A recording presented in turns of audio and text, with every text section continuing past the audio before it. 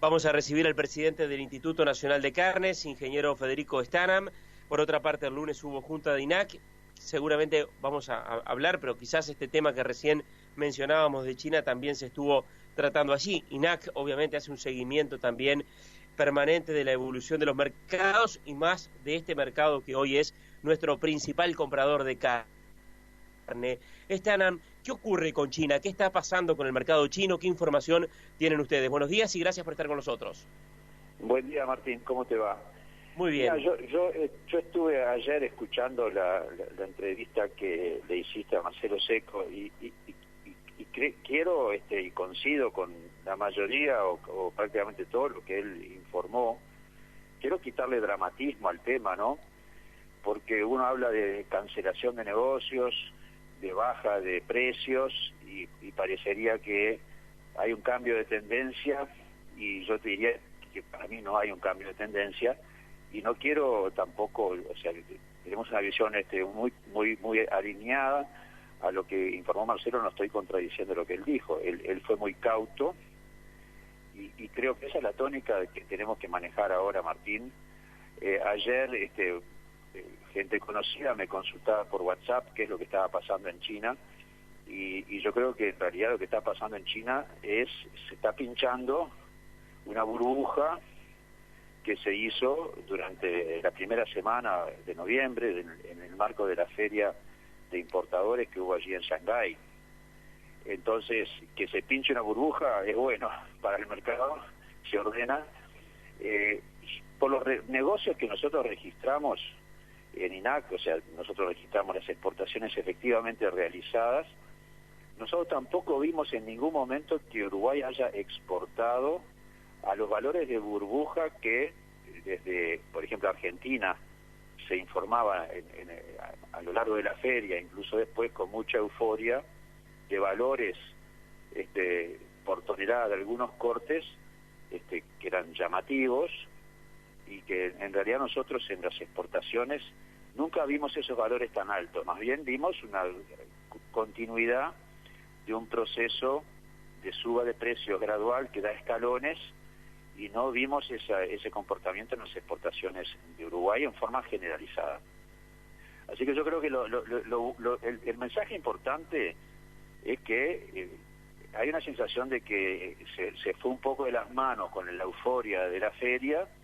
Tengamos en cuenta que en esta feria, Martín, va mucho importador nuevo o que está queriendo agregar al Mercosur, al Uruguay, a su menú de proveedores. Y quizás eso mismo haya influido, genera esta cuestión especulativa, la sensación de que hay poca carne, la sensación de que hay que hacerse de la carne para el año nuevo, que es muy importante esa festividad, y eso seguramente infla y genera una cierta especulación. Así que yo diría que la situación de China está dentro de los parámetros que venimos viendo desde que empezó a impactar en los precios el efecto de la fiebre porcina y se mantiene en ese recorrido.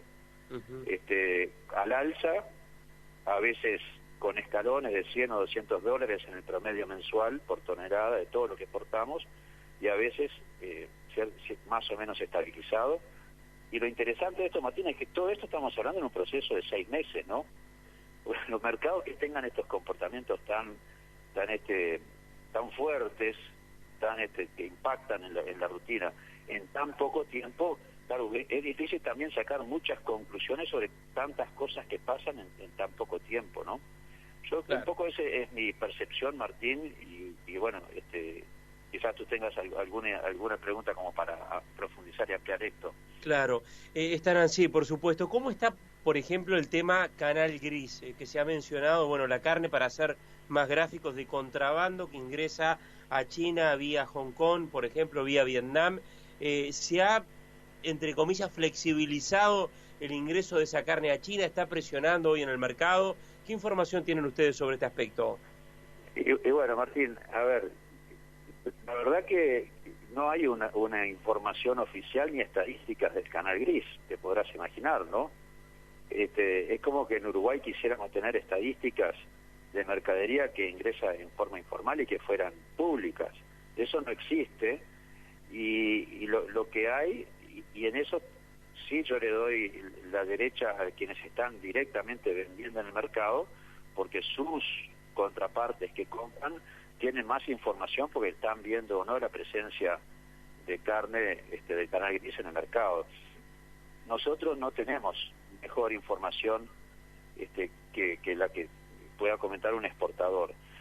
Lo único que yo sí te puedo decir son dos cosas y quizás operan en sentido contrario.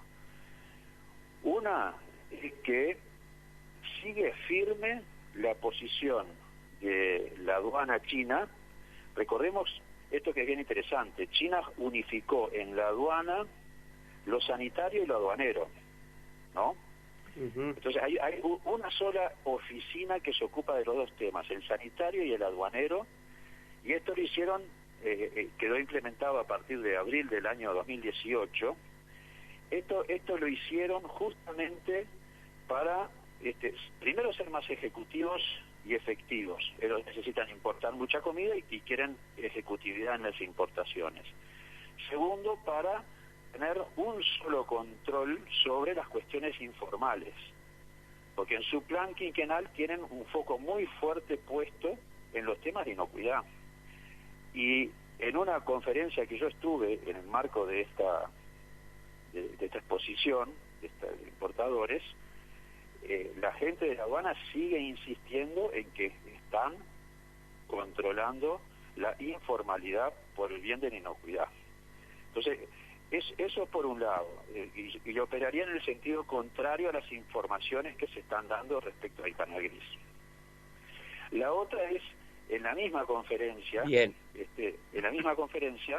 varios actores de distintas dependencias del gobierno de China manifestaron su preocupación respecto de cómo asegurarse el abastecimiento de carnes en esta situación crítica que tienen ellos con la fiebre porcina, y significa entonces poner el énfasis en flexibilizar, hacer más eficiente el pasaje por la aduana y por los puertos, en las zonas logísticas, en dar determinados apoyos financieros a los importadores, porque lógicamente suben los precios, viene la festividad y tienen que comprar más caro y estoquear más.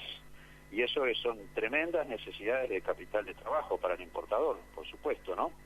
Que ha inmovilizado mucho dinero. Bueno, para eso hablaban de apoyos financieros del Banco de China, para que no fuera ese el tema que hiciera trancar el flujo de carnes.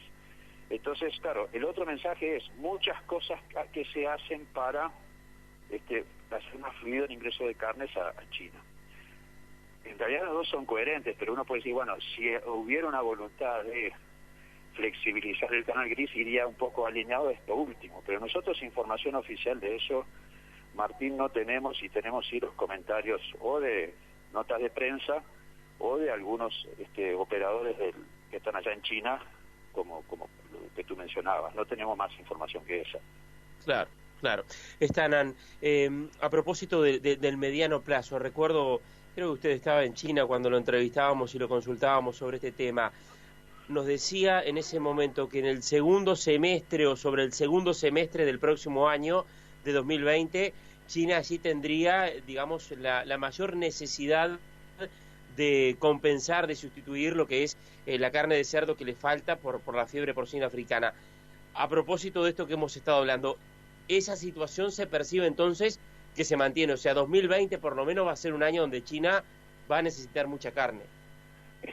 Claro, eso es lo importante, y la tendencia no se ha revertido, y en realidad la única manera de revertir la tendencia es que aparezca una vacuna, y todo lo que hemos averiguado, más allá de que estamos por hecho de que debe haber un enorme esfuerzo científico para encontrar la vacuna, y lo que se sigue sosteniendo es que el comportamiento del virus hace muy difícil desarrollar una vacuna. Entonces, al no verse eso como una solución en el mediano plazo, o sea, hablan, antes de 5 años se dice no va a haber vacuna, y tampoco hay certeza de que sí la vaya a haber en 5 años.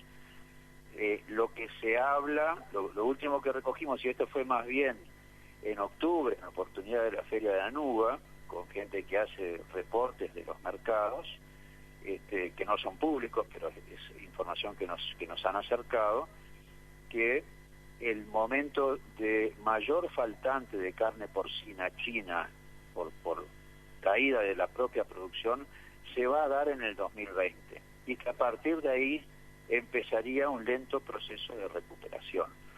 Esa es la información que nos dieron en octubre. Esto es muy dinámico, lógicamente se están tomando muchas medidas. Ahora hemos escuchado de algunas medidas en China para autorizar la repoblación de granjas en la medida que haya una distancia mínima entre donde había un foco de infección y el lugar nuevo, obviamente apuntando a solucionar el tema.